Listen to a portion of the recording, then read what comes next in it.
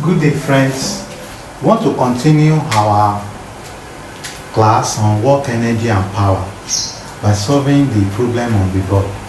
A constant force of 40 Newton acting on the body initially at rest gives an acceleration of 0.1 meter per second square for 4 seconds.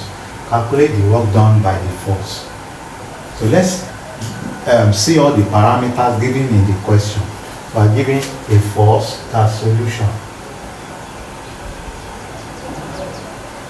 A force which is having 40 Newton act on a body initially at rest. That means if a body is at rest, the initial velocity is 0.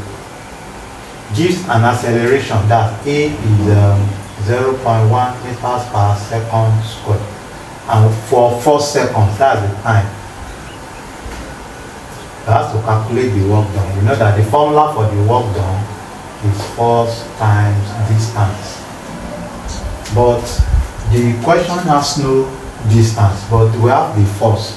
So we can use the second equation of motion, which is S equals to UT plus half AT squared. So S is, so the body is at rest, 0, that's U. Our time is 4. That's times 4 plus half. Our acceleration is 0.1. That's 0.1 times our time is 4. That's 4 squared. So distance is 0 times 4. That's 0 plus. So let's simplify this. We have half times 0.1 times 4 squared is 16. So when we do this very well, we have 2 here 1. 2 in 16, 8. 8 times 0.1, that's 0.8 meters. So our distance is 0.8 meters. Then we can actually calculate the work done now.